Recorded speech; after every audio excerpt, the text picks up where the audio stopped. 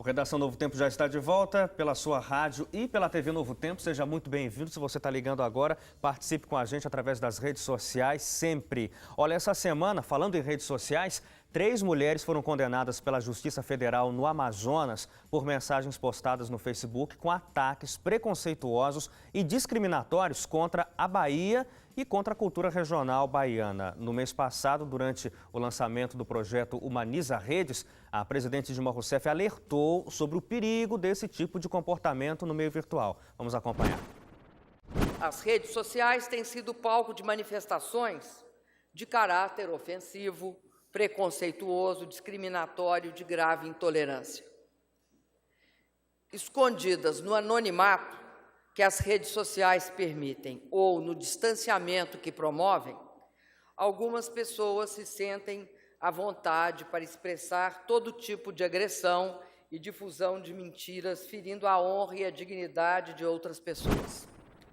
Esse é um tipo de problema recente e recorrente que a gente tem acompanhado e eu acho que ele está até aumentando esses casos de ofensas de pessoas que acham que a internet é um território livre e usam-se, até do que a própria presidente falou, da possibilidade, às vezes, do anonimato, para ofender, para xingar, para desrespeitar. E, assim, a pessoa parece que ganha uma musculatura, assim, super corajosa, fica né? corajosa. Parece aquele cara que bebe para enfrentar um problema. Aí o camarada usa a internet para ficar corajoso e ofender as pessoas de maneira gratuita. Eu só queria saber qual é a diferença entre falar nas redes sociais e falar isso pessoalmente.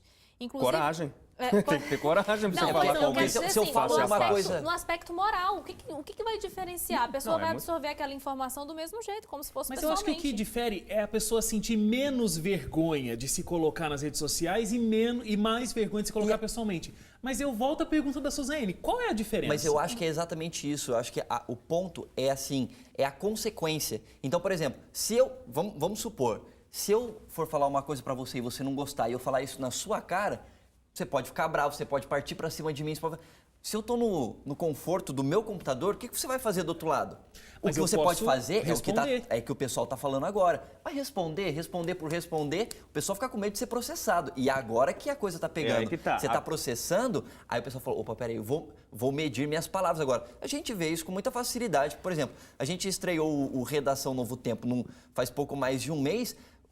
Alguns comentários que as pessoas postam no nosso Facebook e redes sociais são ofensivos. Eu tenho certeza que muita gente não falaria coisas pra gente pessoalmente. Eu acho que o Michelson tem um blog há anos. Eu tenho certeza que é um dos motivos pelos quais você não habilita comentários no seu blog é exatamente para isso, porque a quantidade de posts ofensivos que você poderia receber ali por opiniões fortes e consistentes suas seria imensa. Leite, mas o que eu falo é em relação ao respeito. Independente se é no modo virtual ou pessoal, a pesa tem que ter respeito pelo próximo. Não, lógico, então, essa é a teoria. Pois é, isso que eu falo. Então quer dizer que assim, que se não fosse o problema da retaliação, todo mundo, então, ia sair falando um monte de asneira para todo mundo. Iria. Na verdade, eu acho que essa decisão aqui, essa punição é muito bem-vinda, tremendamente bem-vinda, porque ela inibe potenciais discriminadores, ofensores, não é? E veja só, a verdade é que a vida virtual é uma extensão da vida real, não é? Aquilo que você diz lá, você só não diz em público, pessoalmente, cara a cara, né, na tua cara, como você disse, Leite, porque você, por falta de oportunidade ou de coragem, né? Então, aquilo que você faz na rede social, na verdade, você faria potencialmente na vida real, só não faz porque há inibição de alguma monta, né? Então, acho parabéns aqui para quem está levando avante essa ação, né? Que elas sejam punidas realmente, que seja um exemplo, né? Para outros, para se conterem quando for teclar, quando for manifestar opinião. E, de repente, escrito é até pior, no sentido de que isso se espalha. Isso gera... Aqui tem uma pessoa que está sendo punida, mas 2 outras que curtiram e compartilharam, né, aquela opinião. Isso se espalha mais ainda e cria uma situação assim absurda, triste. Inclusive, quem está acompanhando pela TV agora, está vendo aí, passando no GC, alguns exemplos de mensagens discriminatórias, nesse caso aí, contra nordestinos, que foram publicadas em redes sociais. A Suzane está levantando essa questão aí de por que na internet fala, na questão não. Agora, eu só ia retomar isso porque a grande vantagem de que essas pessoas estejam fazendo isso pela internet é a possibilidade da prova incontestável, que fica armazenada lá e facilmente um juiz olha ali e fala, você cometeu um ato discriminatório, injúria, seja lá o que for, se enquadrando dentro de algo que seja crime e pode punir com facilidade. E eu achei uma coisa interessante, porque assim, essa situação, eu não lembro exatamente que situação aconteceu, mas pode ter acontecido, inclusive, por conta das eleições que a gente teve no ano passado. Você teve uma movimentação nas redes sociais contra gente que votou no Partido dos Trabalhadores, fortíssimo, gente atacando moralmente a população do Nordeste e do Norte, onde o Partido dos Trabalhadores teve mais força, atacando, as pessoas única e exclusivamente por terem votado no PT e na presidente Dilma. E é lógico, uma coisa não tem nada a ver com a outra. Por que eu preciso atacar você pessoalmente? Porque você vota e seja lá em quem for. E aí que eu acho que é uma coisa muito interessante, porque, assim, as pessoas... elas precisam ser punidas por isso. Até eu tô falando tudo isso porque eu lembrei, tem um blogueiro que eu sigo e ele é bem de esquerda e ele, obviamente, nesse caso, ele defende bastante o atual partido que governa o país, o Partido dos Trabalhadores. E aí um pessoal começou a agredir ele verbalmente nas redes sociais por conta das posições dele. Aí ele contou até um caso que ele falou assim, que um rapaz começou a agredir, falar um monte de besteira para ele. E aí ele falou assim, em mensagem particular pro rapaz, olha... Só se lembre que você vai ter que responder judicialmente por conta das coisas que você está me dizendo. Eu vou te processar. Na hora o rapaz falou assim, não, me desculpa, eu não sabia o que eu estava falando. Não, é só pela consequência, né? Aliás, nesse caso que a gente levantou aqui, uma dessas mulheres, inclusive, alegou que ela estava com o humor alterado. Foi por isso que eu falei, Ara, pelo amor. E uma delas era psicóloga. O outro alegou que estava brincando, só que ele falou assim, na postagem dele, por isso que é bom registrar, né? Fica registrado. Ele falou, estou falando sério. Quer dizer, ele falou sério quando escreveu. Mas depois, quando piada. veio o processo, ele afinou e amarelou e disse assim, olha, eu estava brincando, não era sério. Mas claro que era sério, um skinhead aqui, né? Um maluco aqui que estava atacando judeus, negros e nordestinos. Quer dizer, um absurdo total, né? O Leite mencionou aqui o fato de meu blog não ter habilitação, não ser habilitado para comentários. Por quê?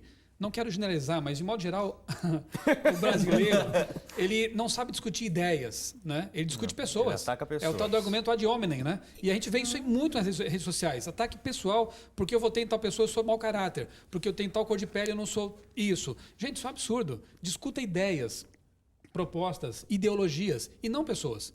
E tenta entender qual é a ideia que está sendo contrária, porque também às vezes a pessoa pensa que está discutindo ideia, mas ela só está rotulando alguém. E ela esquece que no comentário dela ela está ofendendo alguém, né? Ela está minimizando a ideia do outro. E ela pega algo que alguém falou e taxa aquilo como a pior coisa que alguém poderia ter dito e começa a fazer altas declarações profundamente ofensivas a um ser humano que está ali simplesmente dando uma ideia. Então, porque é muito fácil fazer isso nas redes sociais. Eu podia processar meio mundo aí, porque por ser criacionista, né, e meu blog tem esse cunho, eu já fui chamado de fundamentalista, de mente atrasada, de retrógrado, de ignorante, não é? Mas, por enquanto, eu estou tranquilo e vou aceitando isso aí. Olha, então, eu sei como esse tipo de coisa é uma chateação. Você ser rotulado por ter uma crença, por ter uma ideologia, por ter uma origem, né, étnica, o que não tem nada a ver, né, com a sua bagagem, com a sua humanidade. E agora, a respeito dessas consequências, as possíveis consequências, a gente foi às ruas para perguntar para as pessoas a opinião delas a respeito desse assunto, para saber, existe mesmo consequência para o que você posta na internet? Eu acho que tem bastante. A gente tem que estar bem precavido naquilo que a gente escreve na internet, né, ou posta nas redes sociais. Atualmente a criançada tem usado a internet muito pro mal, né? Ah, existem sim. Dependendo, se for o mal, então, nem se fala, né? E realmente a pessoa tem que sentar e pensar, porque tudo que seja feito e dito na internet fica para sempre. Você já foi vítima ou já escreveu algo que se arrependeu depois? Já.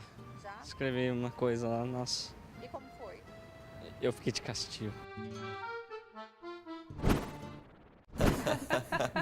Ele ficou de castigo. Ficou de castigo, coitado. Punição, menos já é pior do que punição. ser processado, né? Claro. Eu posso? Aprenda agora. Né? Posso ter a palavra?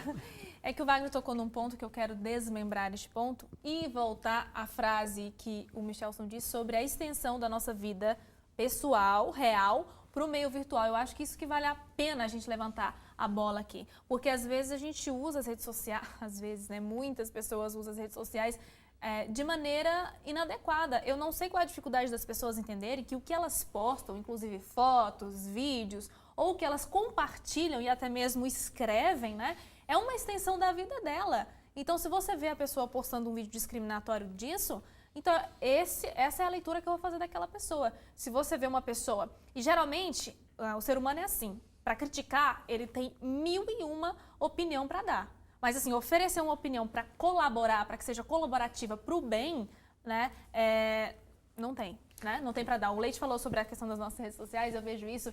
Se as pessoas imaginassem o desafio que a gente tem aqui na TV, de todo o trabalho, de estar aqui agora, né? Tem ali, olha, umas 5 pessoas aqui com a gente nos bastidores, lá em cima.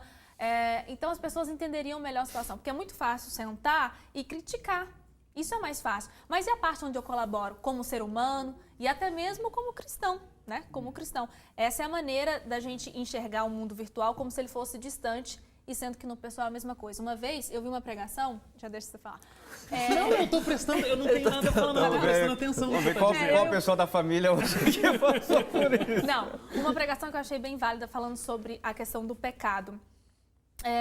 Na verdade, a gente não faz alguma coisa errada porque a gente sabe que é pecado. Isso seria ruim, né? É claro que Deus não castiga, mas, né, a gente tem essa sensação de que não seria legal.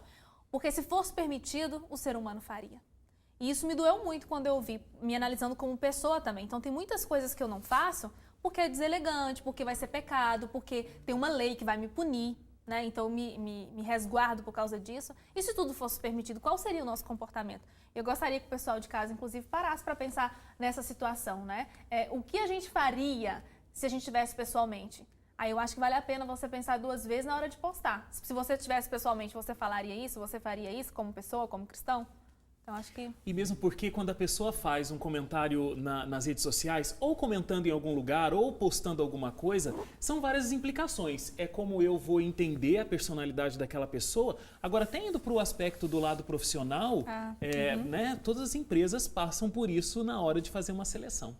Sim, o Michelson, para encerrar, a gente está quase acabando, mas o Michelson levantou o microfone. Não, é o seguinte, Hélio, eu quero até relembrar uma vez que eu participei com você aqui no programa de jornalismo, né, NT, da questão do racismo mesmo, né? E a gente levantou aqui que é um total absurdo a pessoa alimentar esse tipo de coisa, porque geneticamente falando, nós somos uma única espécie, uma única raça.